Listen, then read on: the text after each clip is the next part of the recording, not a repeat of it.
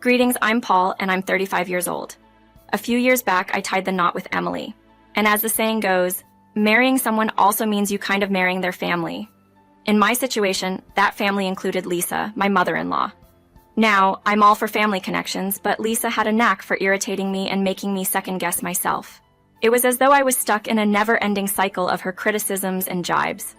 Tough situation, right? But, driven by love for Emily, I endured all the drama that came with Lisa, keeping my peace. I was resolved not to let her negative energy affect our marriage, because Emily was worth every bit of the effort. Over time, I noticed a shift in Emily. She became more distant and seemed preoccupied. Something was off. One evening, as we were cozying up on the sofa, I gathered up the courage to address it. "Hey, love, I've noticed you've been somewhat remote. Is everything okay?" As I sat there with Emily, I could tell she was battling with her thoughts. Her expression was a mix of frustration and sadness.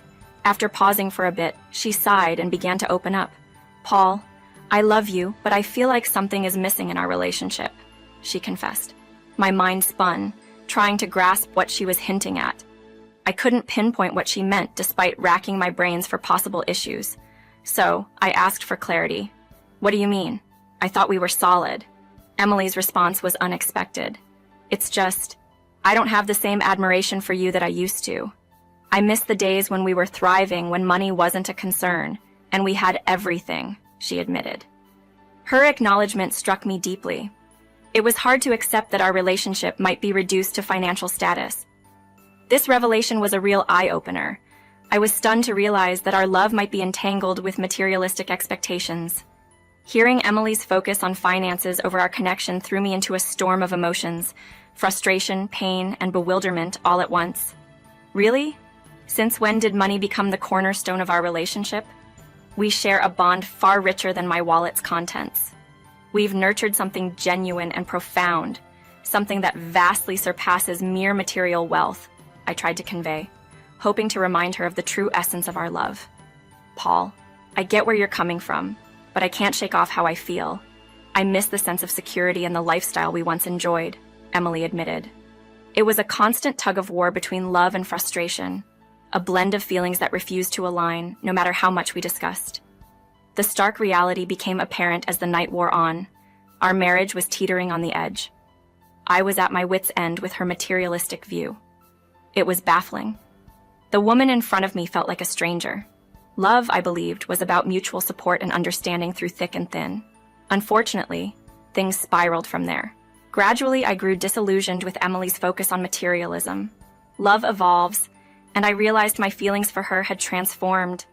The initial spark had faded, and no amount of wealth could fill the growing void. This awakening led me to no longer tolerate Lisa's negativity. I was primed for confrontation, and confrontations became intense. Arguments erupted frequently, shattering any semblance of peace. One evening, as we gathered for what was supposed to be a harmonious family dinner, the air was fraught with tension, thick enough to slice through. All eyes were on the verge of witnessing an outburst. Lisa, with a glass of wine in hand, turned to me. "Paul, dear, I don't mean to be harsh, but when will you take charge of your career? It's time you provided more for my daughter." Her words only reinforced the resemblance between mother and daughter, a focus on financial success over emotional substance. "Lisa, perhaps you've forgotten, but love and respect cannot be purchased. While I might not have a fortune, I possess a heart filled with love and commitment. Isn't that of greater value? We're not destitute. It's high time everyone matured beyond this materialistic view." Following my remarks, Lisa's frustration boiled over. "That's rather ironic coming from you, Paul. It seems you're the one who needs to mature. Sure, love doesn't cover the bills or the groceries. Yes, love matters, but let's be realistic, Paul. In today's world, financial stability is crucial. A man's worth is questioned if he can't provide sufficiently." Our arguments escalated rapidly, each filled with more bitterness and resentment than the last. We hurled accusations and insults at each other, damaging our fragile relationship further. The details are too much to delve into, but suffice it to say, things got excessively heated. I found myself saying things that were harsher than I'd ever imagined, driven by frustration and exhaustion with the situation. One day, Emily pulled me aside, her expression of a mix of confusion and pain. It was evident in her eyes. Despite feeling a bit taken aback by her surprise at the situation, it seemed obvious to me given her and her mother's actions. "Paul, why are you so harsh with my mom? She's only trying to look out for us. You need to stop this rudeness. It's becoming too much." Taking a moment to collect my thoughts, I prepared myself for the difficult conversation ahead. "Emily, I have to be honest with you. My feelings for you have changed. Our marriage has devolved into constant arguments about money and respect. We're just not on the same page, and it doesn't seem like we ever will be. I believe it's time for us to consider divorce." "Paul, you can't be serious. We've built a life together. What about our dreams, our plans?" Emily responded, clearly shocked. "Dreams evolve, and so do people. I can't continue pretending everything's okay. We both deserve a chance at happiness, and since I can no longer provide that for you, ending things might be the best option. I hope we can part without resentment. It's just too much for me to bear any longer." And with those words, it felt like a bomb had detonated between us, leaving nothing but ruins in its wake. Our marriage disintegrated, leaving a trail of broken vows and lost hopes. It was a painful acknowledgement, but it was time for us to pursue our happiness separately. Things between us had spiraled downward, creating an atmosphere so tense it felt like navigating through a field of shattered glass with each step. To mitigate further discomfort and give each other some much-needed space, we concurred it was wise for me to pack up and find a new temporary home during the divorce proceedings. It was a tough call, yet essential for us to find some clarity and peace amidst the chaos we found ourselves in. Sometimes stepping away is the only way to see things. So, there I was, enjoying a semblance of freedom and solitude, when out of nowhere, a message arrived that completely flipped my world on its head. It was from a great uncle, a distant relative I barely remembered. The news was unexpected. His wife, my direct relative, had passed away and left me an astonishing inheritance of $4 million. Naturally, skepticism was my first reaction. The situation felt surreal, almost like one of those too-good-to-be-true scams. I hesitated, filled with doubt. My family ties were so thin that I wasn't even sure who was still around. With a mix of curiosity and disbelief, I demanded proof, half expecting to uncover a scammer at work. But then, the evidence was laid before me. Official documents and legal confirmations, all pointing to the truth of this inheritance. It was a moment of pure astonishment. Life had thrown me an unexpected lifeline, and suddenly I was standing at home base with the winning run. The impact of this windfall was overwhelming. Just moments before, I was grappling with the everyday pressures of financial stress, doing my best to stay afloat. And now, in an instant, everything had changed. I was an overnight millionaire, drowning in a sea of emotions ranging from disbelief to gratitude. It's funny how quickly news spreads in a small town. Before I knew it, everyone was talking.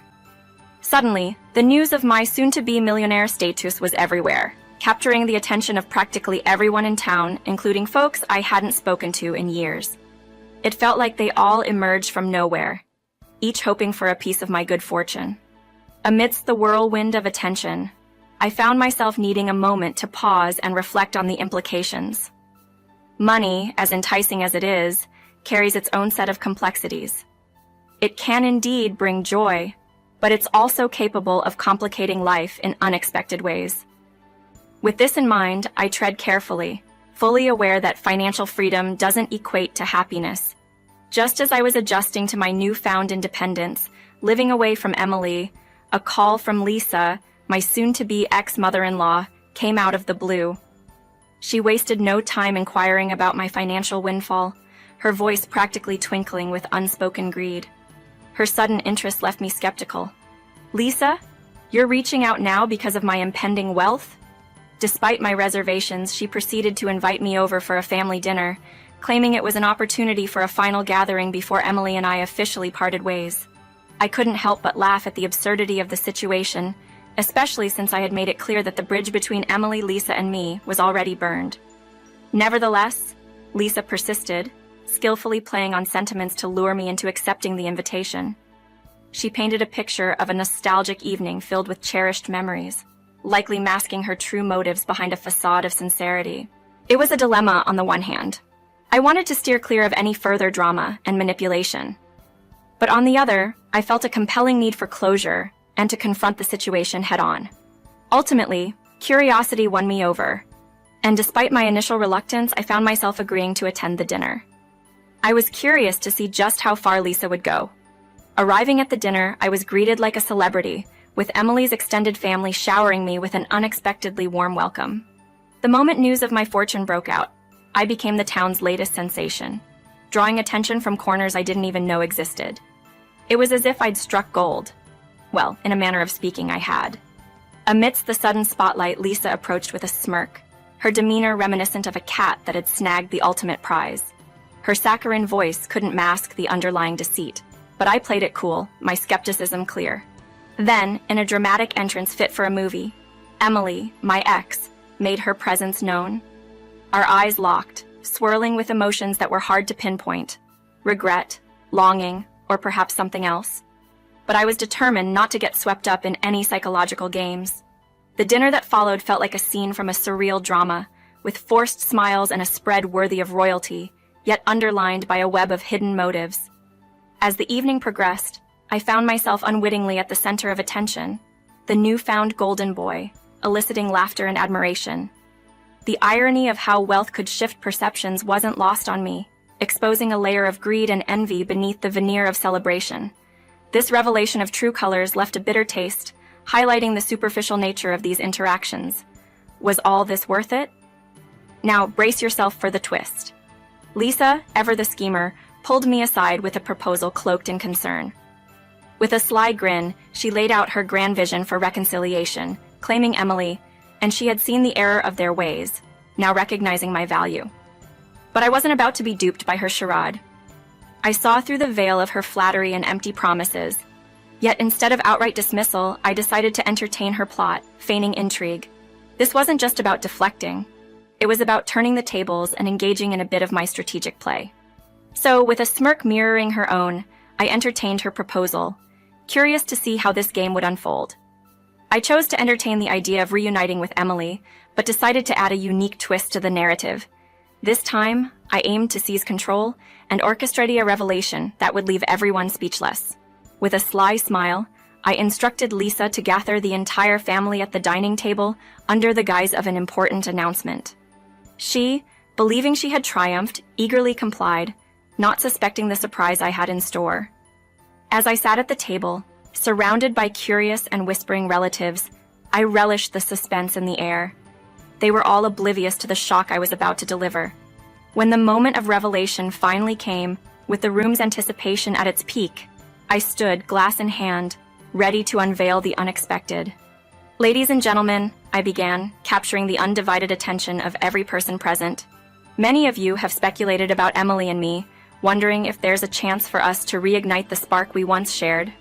Well, I'm thrilled to announce that I'm remaining single." The room instantly filled with sighs of disappointment and murmurs of confusion. They had naively hoped I'd succumb to their pleas, envisioning a fairy tale reconciliation. But I refused to be swayed by their insincere concerns, which had only surfaced after learning of my newfound wealth. Meeting their gazes one by one, I silently conveyed my disdain for their foolish expectations, reminding them of their past disregard and mistreatment. Just months ago, I was either invisible to you or treated with disdain. How can I believe in your sudden change of heart? I challenged. Lisa and Emily, desperate, shifted into overdrive, pleading for my return to the family fold. They offered apologies and promises of change, begging for another chance. But their words fell on deaf ears. I was done with their manipulations and feigned affections.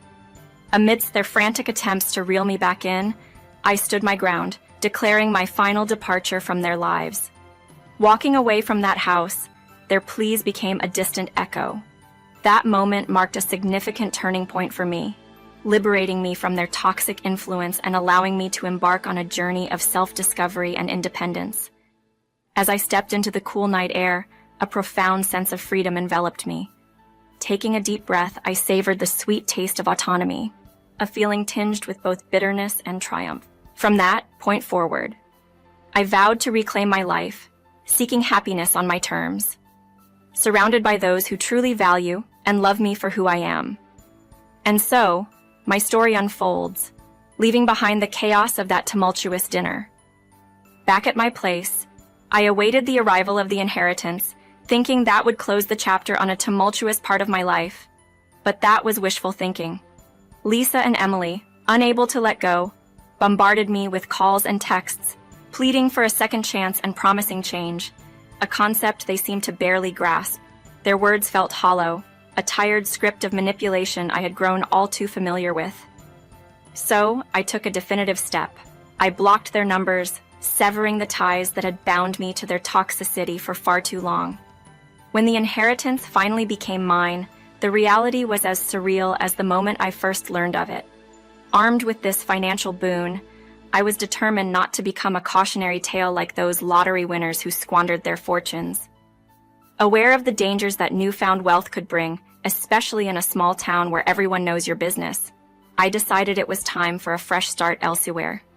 Leaving behind the familiar yet oppressive surroundings, I embarked on a new journey. I changed my name, relocated to a different state, and embraced the anonymity and freedom that came with it. It was a breath of fresh air, a chance to redefine my life on my terms. Curiosity occasionally leads me to check in on Emily's social media, which now reads like a desperate plea for attention and financial support. Her attempts at allure, aimed at finding someone to replace what she thought she had with me, are both sad and mildly amusing. Despite the spectacle, I harbor no ill will, and hope she finds what she's looking for, in whatever form that may take. As for me, life has taken on a new rhythm.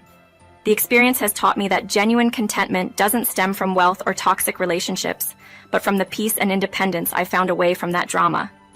Sure, money has its perks. It can buy luxury and ease, but it's no substitute for a life filled with genuine relationships and personal fulfillment.